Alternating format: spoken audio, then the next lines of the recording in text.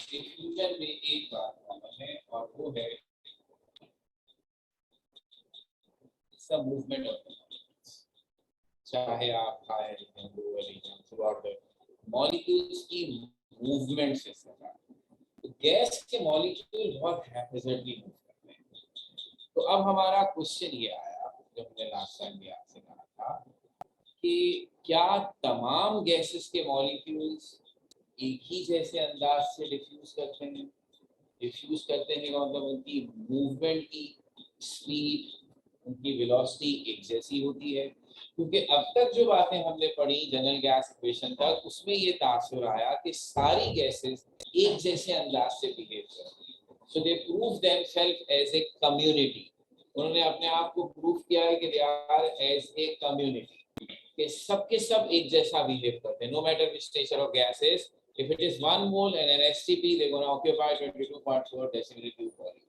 ये वॉल्यूम ही चैलेंज था, किसी की समझ में बात आई हो। When I start the states of matter, I write the gas is the only state of matter with an indefinite volume, जिसका वॉल्यूम फिक्स नहीं है। आपने अपने लॉज मेहनत से उस वॉल्यूम का हिसाब किताब पैक कर लिया। आपने कहा कोई भी गैस हो, टेंशन कोई नहीं, 1 mole STP volume should be 22.4। आपने वॉल्यूम का पजल सॉल्व। अब दिल में बेचैनी हुई, सारी गैसें एक जैसी हैं, इनमें फर्क भी तो होगा। तो कोई ऐसी प्रॉपर्टी हाईलाइट करें जो इन सब की अलग अलग है, जिससे हम गैस 1 और गैस 2 में फर्क कर सकें। अभी तो सब एक जैसा बिहेव कर रहे हैं। तो अब हमारी नजर पड़ी उस खूबी पर, और वो है डिफ्यूजन। इसका ताल्लुक है मूवमेंट ऑफ द मॉलिक्यूल से, मॉलिक्यूल्स की मोशन से। मोशन के लिए चाहिए काइनेटिक एनर्जी। एनर्जी चाहिए, चलते रहिए। आज यहाँ से शुरू हुई, दिन भर चलते रहिए, क्या होगा? 2-3 घंटे चलने के बाद थक जाए, हिम्मत नहीं रहेगी। तो आप अपने आप से एनर्जी हम कुछ खा पी लेना, कुछ खा ले पाए, फिर चलते हैं, ठीक है। एनर्जी रिस्टोर करनी होगी। तो जो गैस के मॉलिक्यूल है सारा दिन चलते रहते हैं, दस मिनट पैदा हो चली जाए, इनको कौन दे रहा है एनर्जी? हमारे मॉलिक्यूल रेस्ट नहीं करते हैं, हवा मूव करते रहते हैं। जब हम नहीं है तो भी, जब हम हैं तो भी। तो ये मूवमेंट ऑफ द मॉलिक्यूल्स के लिए भी तो उनको एनर्जी चाहिए। कौन दे रहा है एनर्जी? तो आपको जवाब हमने दिया था काइनेटिक मॉलिक्यूलर थ्योरी के पोस्टुलेट नंबर 8 में। हमने आपसे कहा था average kinetic energy of the molecule is directly proportional to absolute temperature. तो जो रूम टेंपरेचर है, ये है source of energy for the molecules. तो हर वक्त दुनिया के हर हिस्से में कुछ ना कुछ लेवल की गर्मी मौजूद है, हीट मौजूद है, जिसे आप टेम्परेचर से एस्टिमेट करते हैं। यहाँ इस कमरे में एसी चल रहा है, टेम्परेचर अराउंड 20-22 होगा। बाहर थोड़ा ज्यादा है, 30 होगा।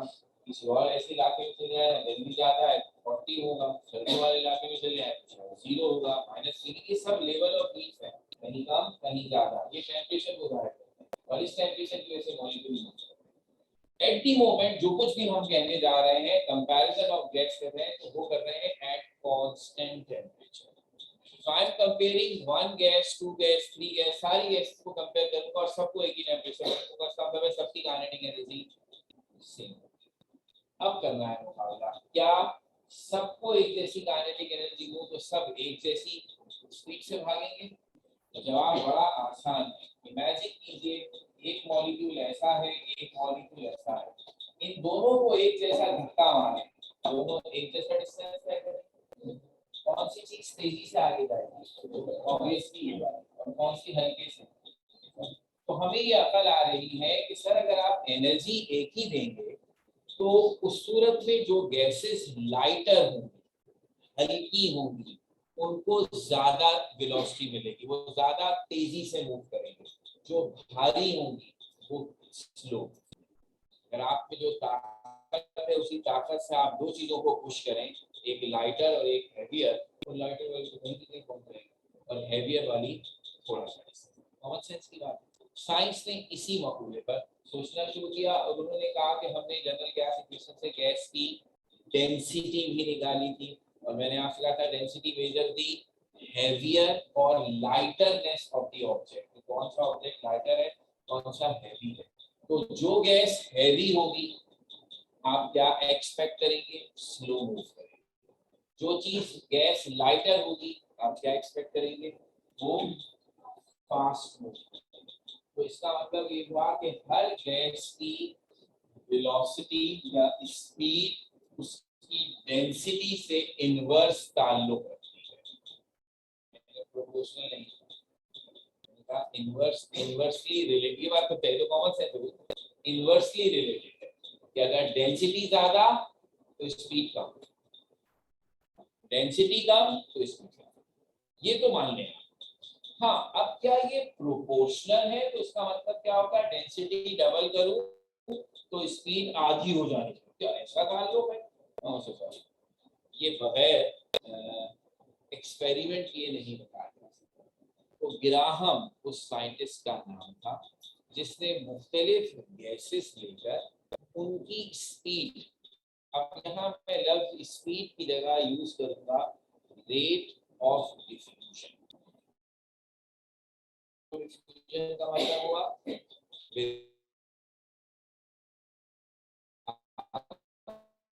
Gas spread through out the available speed से गैस अपने तमाम स्पेस को ऑक्यूपाई करे, इसमें भी कॉल्ड रेट ऑफ डिफ्यूजन। ठीक है, तो अब रेट ऑफ डिफ्यूजन किसी भी गैस का और उसकी डेंसिटी का उसने एक्सपेरिमेंटली जायजा लिया कि आखिर इन दोनों में रिलेशन है। ये तो समझ में आ रहा है, इनवर्स तो होगा, लेकिन क्या प्रोपोर्शनल भी है? तो आफ्टर डूइंग सेवरल एक्सपेरिमेंट वो एक नतीजे पे पहुंचा कि yes there exist inversely proportional relationship, but in a little complicated way. तो वो लिटिल कॉम्प्लिकेटेड वे क्या है, आइए पढ़ते हैं। तो ये है हमारा fourth law, Graham's law of diffusion.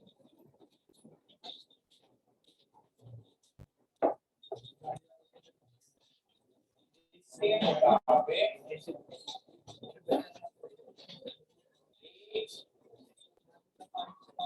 of diffusion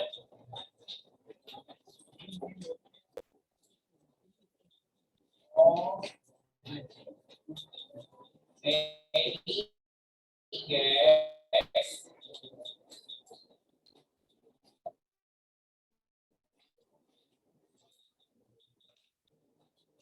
is inversely proportional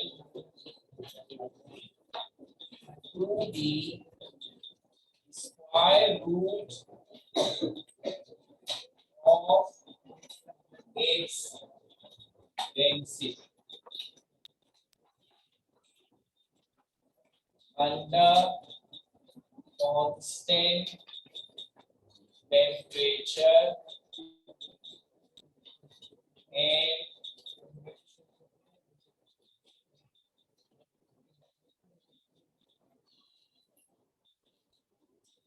yes, rate of diffusion gas की डेंसिटी से इनवर्सली प्रोपोर्शनल जरूर है, मगर सिर्फ डेंसिटी से नहीं, डेंसिटी के स्क्वायर रूट से। अब ग्राहम भाई ने तो एक्सपेरिमेंट करके अपनी बात साबित कर ली, हम क्या करें? हमें ये बात कोई बता रहा है तो हम तो नहीं कह रहे, हम नहीं मानते, तो हमारे लिए तो एक्सपेरिमेंट नहीं होगा। तो हम एक्सपेरिमेंट करके ना सही, लेकिन सिंपल मैथमेटिकल थोड़ी सी डेरिवेशन करके अपनी इस बात को वेरीफाई जरूर करें। तो इसलिए इस बात की बिल्कुल परेशानी ना हो, हम अपनी बात प्रूफ करके दिखाएंगे कि yes it should be inversely proportional to the square root of density, not only the density. ठीक है, ये अभी आगे आ जाएगा। दूसरी अहम तरीन बात लिखी, under constant temperature and pressure, so you have to keep these two things constant. Why? इसलिए कि हम सबको याद आना चाहिए, अभी हमने कुछ दिन पहले और कल आपने टेस्ट दिया तो तैयारी करके आए होंगे, डेंसिटी का जो फॉर्मूला निकाला था वो था pm over, where m is the molar mass of gas, वो तो कांस्टेंट है, फॉर्मूले पे डिपेंड करता है, r भी कांस्टेंट है। तो डेंसिटी किस चीज पे डिपेंड करती है? प्रेशर पर और टेम्परेचर पर। तो अब अगर मैं डेंसिटी और रेट ऑफ डिफ्यूजन का मुकाबला कराऊं और उस दौरान प्रेशर टेम्परेचर चेंज हो जाए तो डेंसिटी चेंज हो जाएगी, तो सारा खेल ही खराब हो जाएगा। तो मेरा मुकाबला तभी हो सकता है इस रेट ऑफ डिफ्यूजन और डेंसिटी में, if I keep every other thing constant जो डेंसिटी को डिस्टर्ब कर सके। That's why there must be constant pressure and temperature. So the density of the gas is constant, and then I will compare how it is related with the rate of diffusion. ठीक हो गई बात? By the way, rate को मैंने जैसे कहा बार बार speed भी कह सकता हूँ, तो स्पीड ऑफ डिफ्यूजन और रेट ऑफ डिफ्यूजन एक ही चीज के दो नाम है। क्या मैं ये इशारत कर सकता हूँ आपसे पूछने की स्पीड क्या होती है?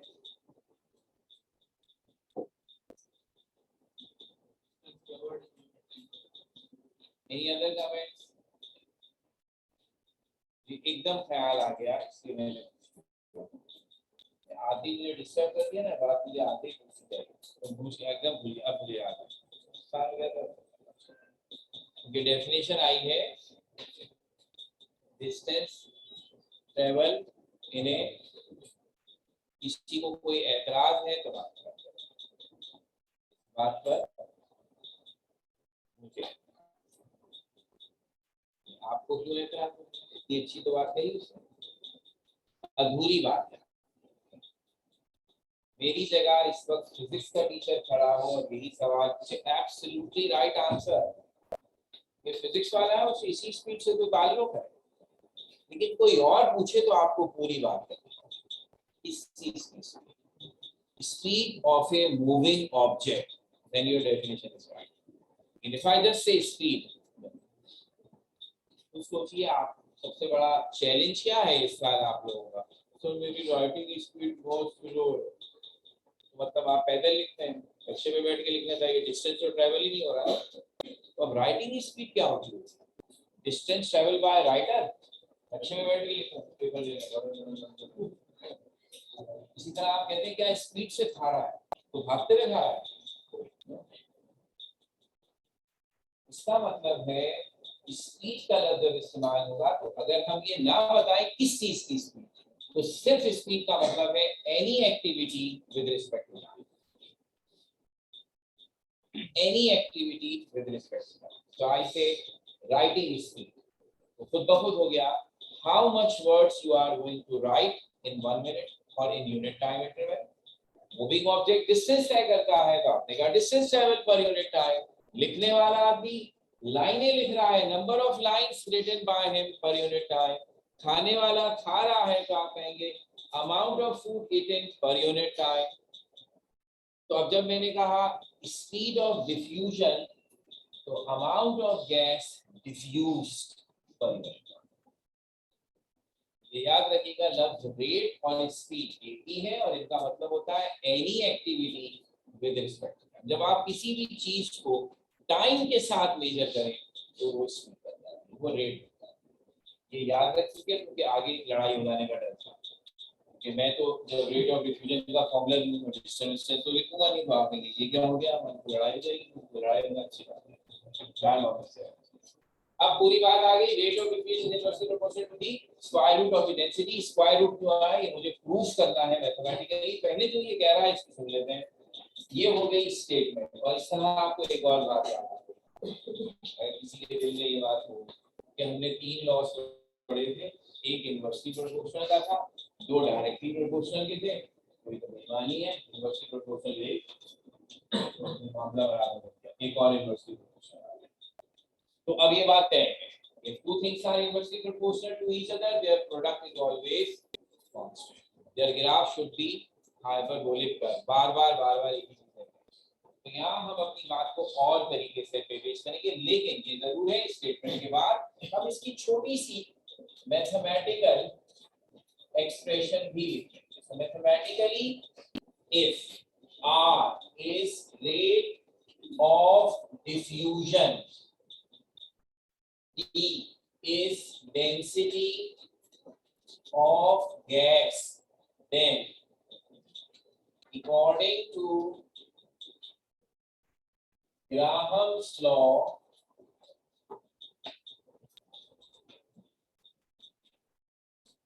rate is inversely proportional to the square root of density। ऐसे लिखना चाहिए, rate is inversely proportional to the square root of density। और बाकी सब बातें सिमिलर है कि अगर इक्वल का साइन लाऊं तो I must introduce a constant, और अगर उस कांस्टेंट को हम कोई सिंबल दे दें जैसा कि हम हमेशा के देते हैं, तो ये बन गया equation 1 is mathematical form of Graham's law and A is proportionality constant।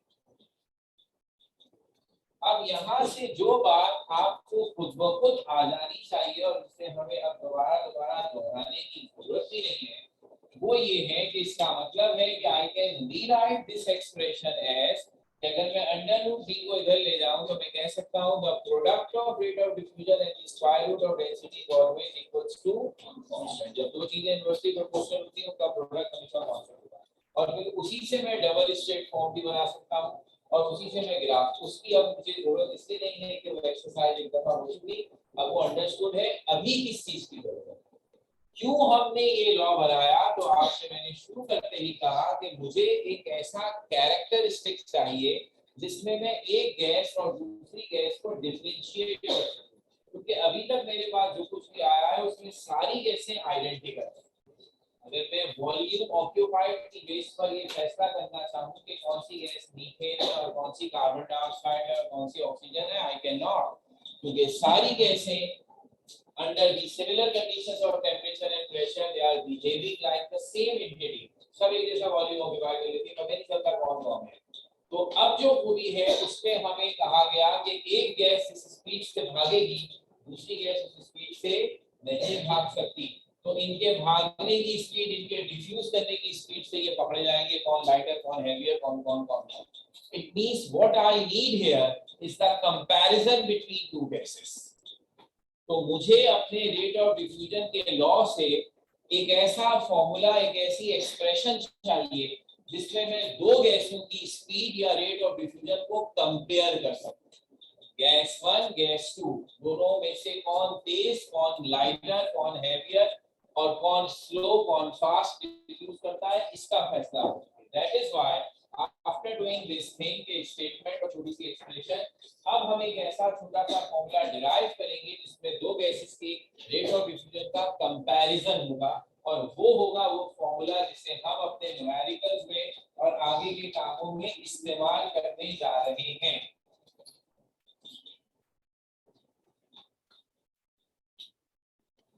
So now it is comparison between rate of diffusion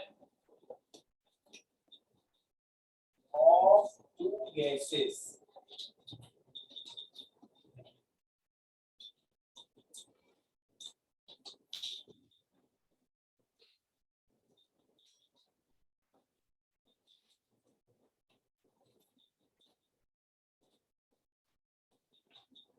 अब हमने कहा late R1 rate of diffusion of gas number 1, D1 density of gas number 1,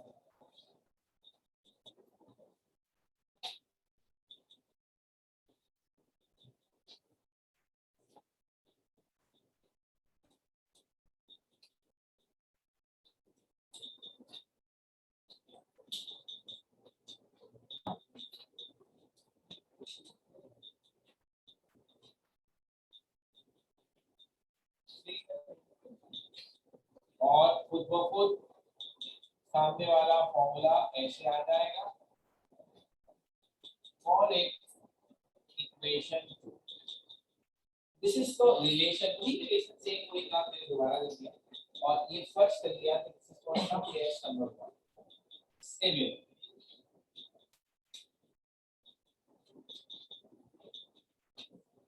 R2 is rate of diffusion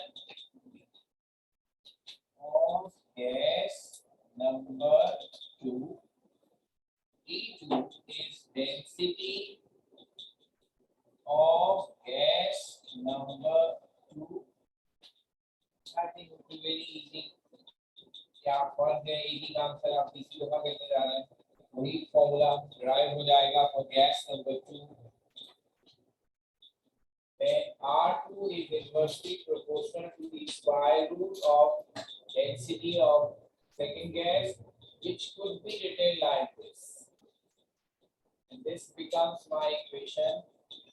So equation 2 first gas का rate of diffusion, equation 3 second gas का rate of diffusion. Comparing 2 and 3. When I say compare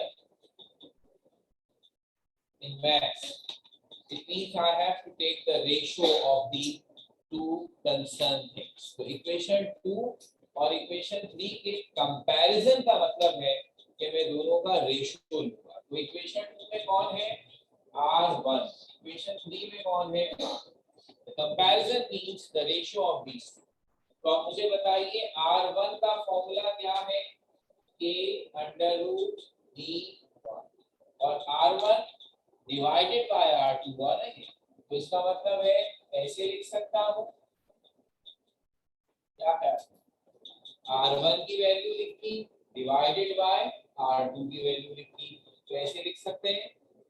अब ये सब इतनी सी algebra हमें आती है कि अगर मैं डिवाइड के साइन को मल्टीप्लाई का साइन बना दूं तो क्या होगा, इसका रेसिप्रोकल लेना पड़ेगा. तो अंडर रूट D2 ऊपर आ जाएगा, K नीचे आ जाएगा, तो K से K कैंसिल हो गया, कांस्टेंट ऑफ प्रोपोर्शनैलिटी कैंसिल हो गया. And I have this interesting relationship, R1 divided by R2 is equals to under root D2 divided by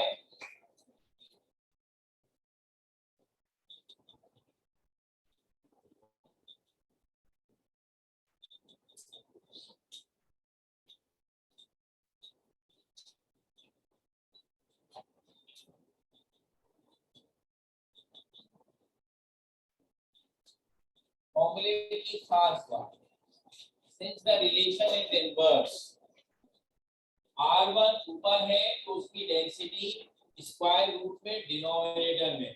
That shows that the first gas rate of diffusion and density they are inversely proportional.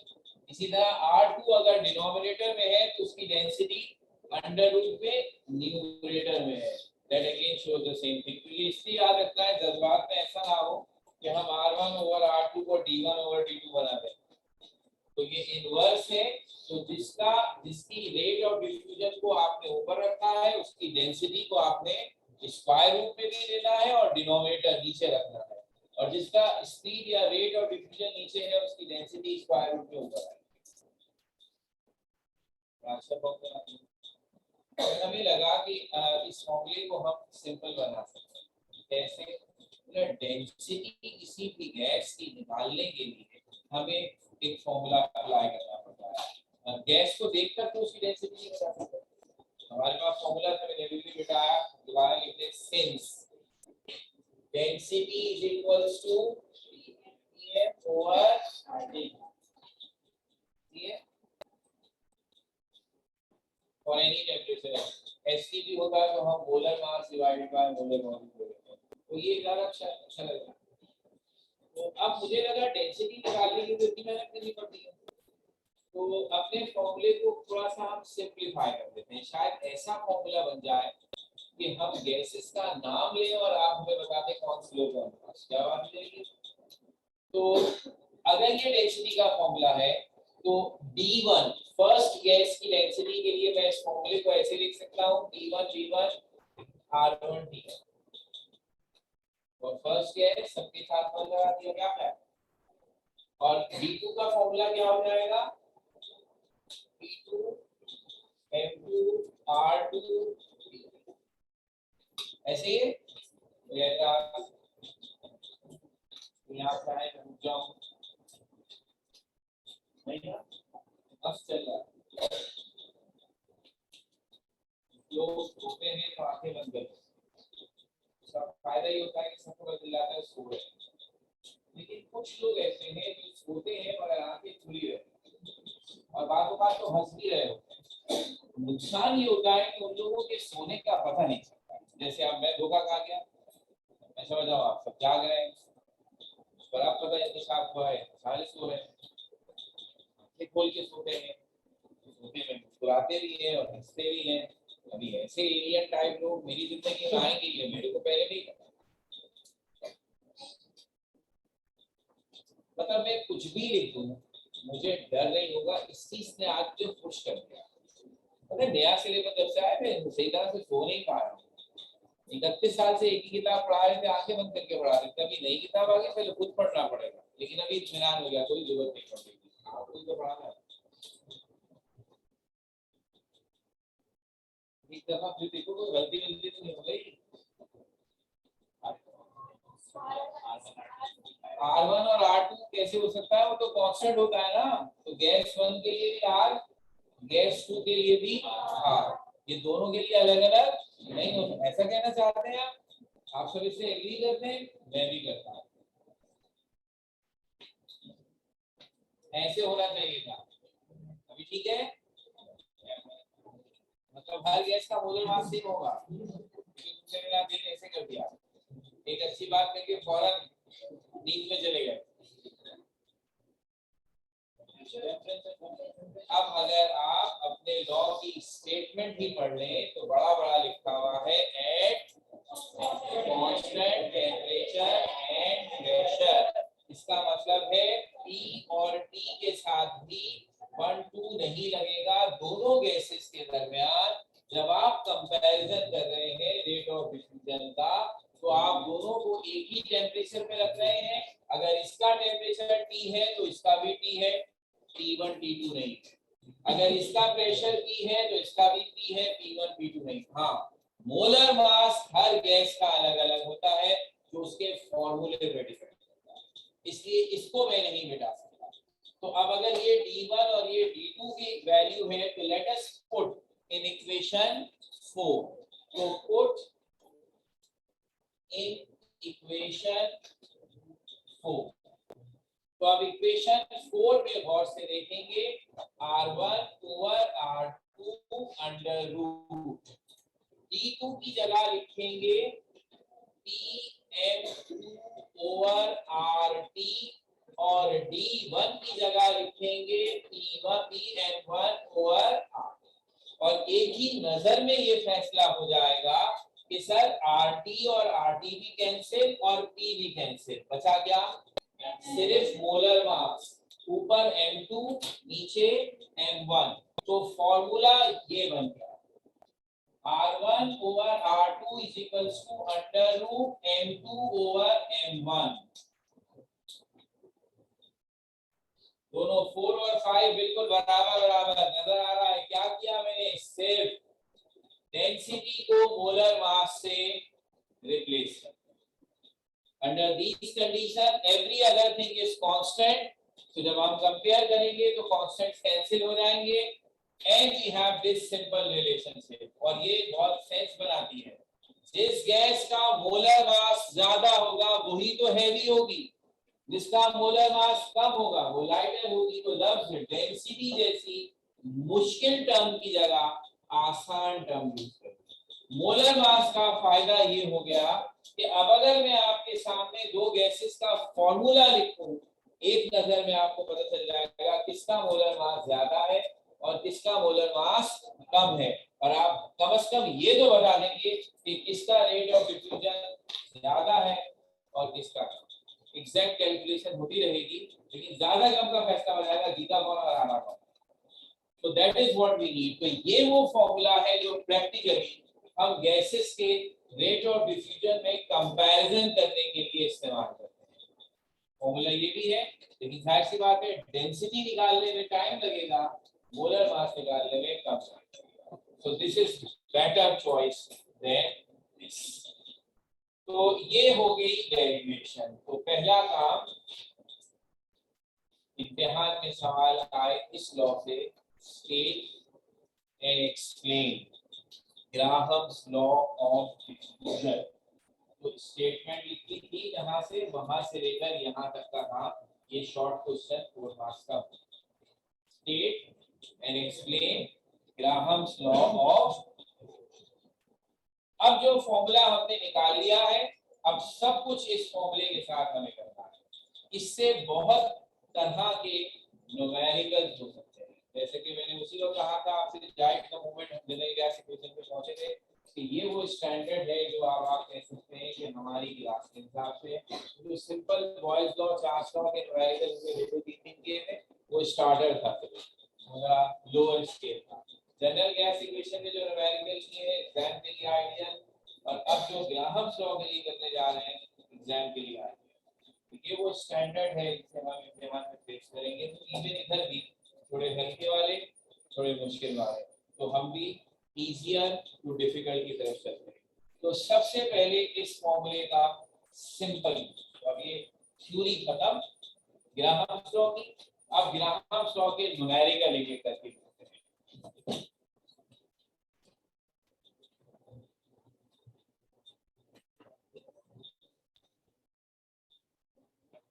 पहला question, compare the rate of diffusion of helium and sulfur dioxide.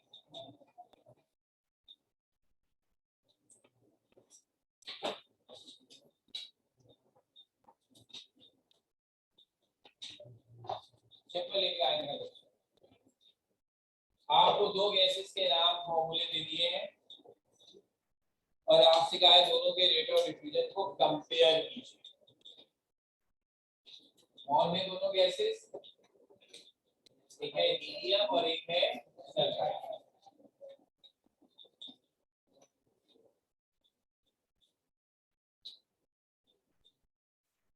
अब थोड़ी सी science की physics,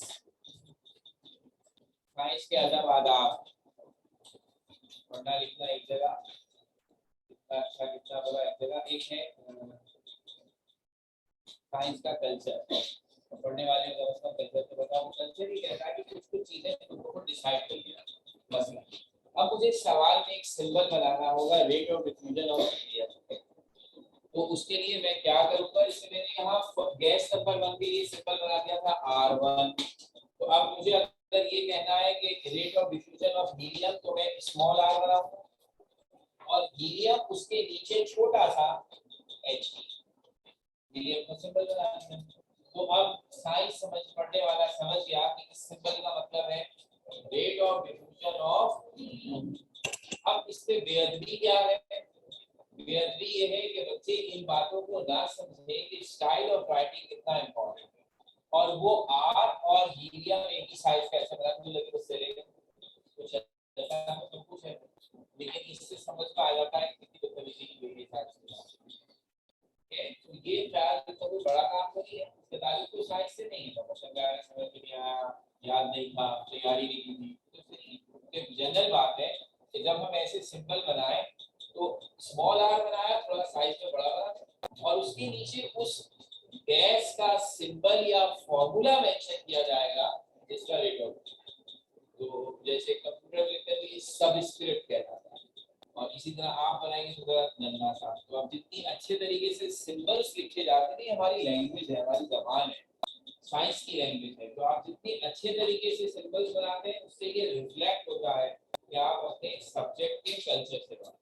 that is a good छोटी छोटी बातें ये count impression develop करती है कि बच्चा जिसकी कॉपी हम चेक करें उसके सामने नहीं है ना, उसकी तो शक्ल नजर नहीं आ रही कि वो कैसा बच्चा, उसके काम से हम उसके बारे में करें। तो अब मेरे हिसाब से आपको निकालना है कंपैरिजन, तो इसका मतलब है rate of diffusion of helium to the rate of diffusion of sulphur dioxide, दोनों का रेशियो लेंगे तो ये कहलाएगा comparison between rate of diffusion of helium and sulphur dioxide. की बेटा क्या कहना चाहते हैं?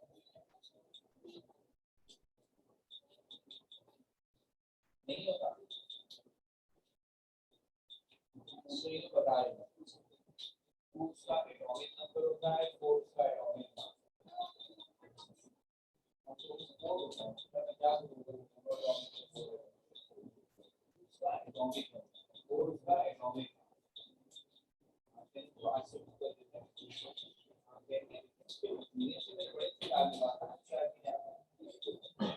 एक रिक्वेस्ट थोड़ी सी मान लेगा, ऐसी तो बात नहीं। अच्छा लगता है ऐसे कैसे करता मान लेगा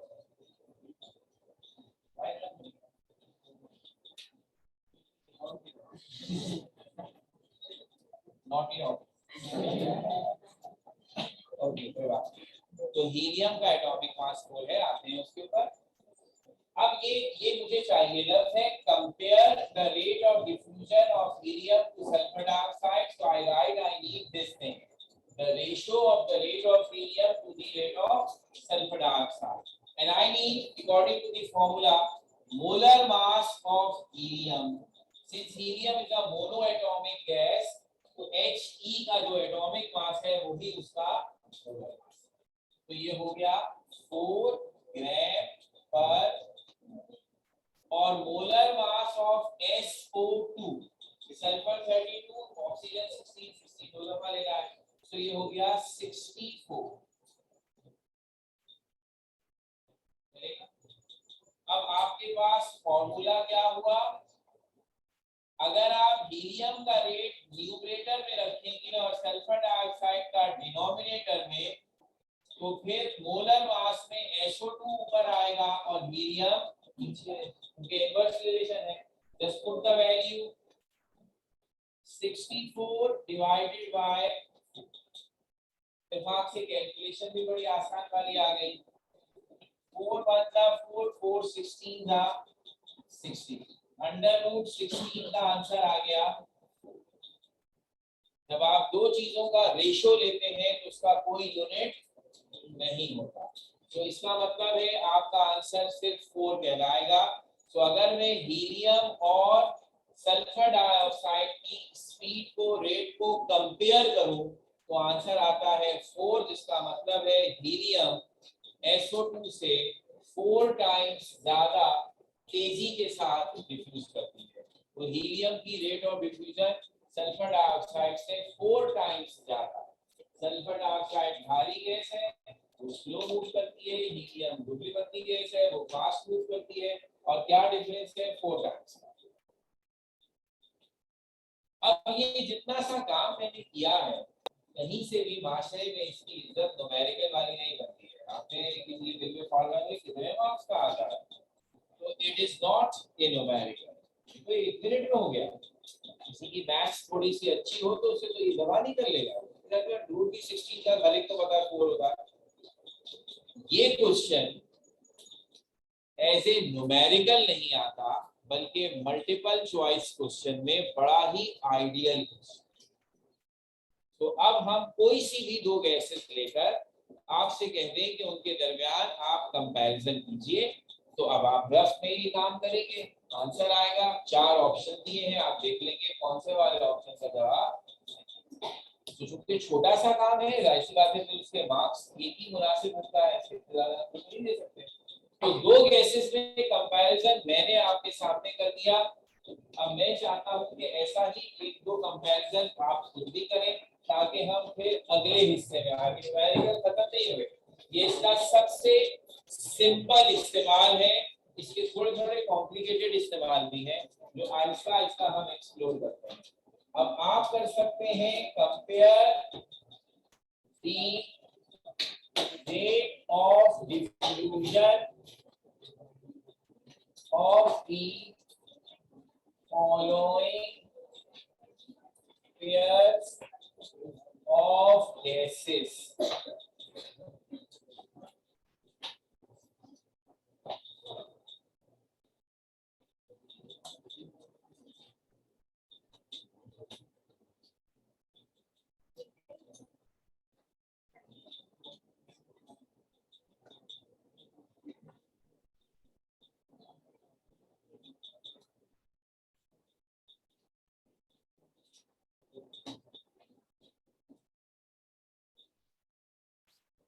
मैंने दो पार्ट्स आपके लिए दिए, एक पार्ट में H2 और D2 लिखा है. H is for simple hydrogen and D is for deuterium. It's an isotope of hydrogen. और नीचे है CH4 and SO2. तो अब हाइड्रोजन और ड्यूटेरियम में H का एटॉमिक मास 1 है और D का एटॉमिक मास 2 है. और दोनों के फॉर्मूले H2D2 मेंशन किए हुए हैं. तो अब आप जरा सामने दिए हुए सवाल को देखते हुए इन दोनों के लिए ट्राई कीजिए और बताइए क्या है.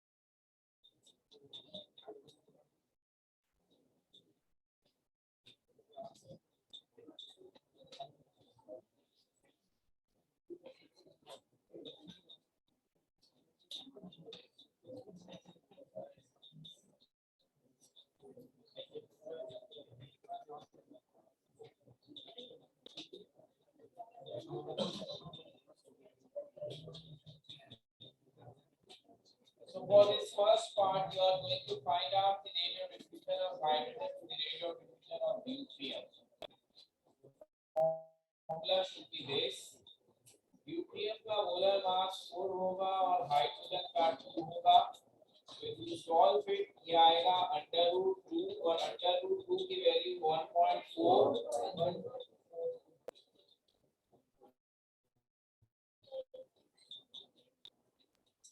सेम यही कहानी इधर भी हो जाए. Rate of diffusion of CH4 to SO3. Molar mass of CH4 is 16 and molar mass of SO3 is 80.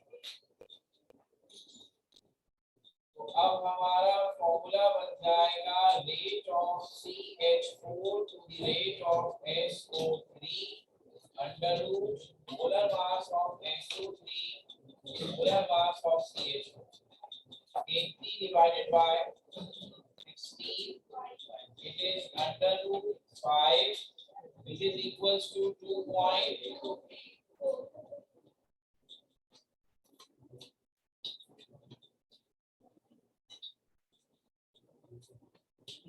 ये अब सिंपल फॉर्मूला तो हो गया कि अगर हम दो गैसेस का फॉर्मूला बता दें और आप उनके दरमियान कंपैरिजन करें तो वो कंपैरिजन ऐसे होगा।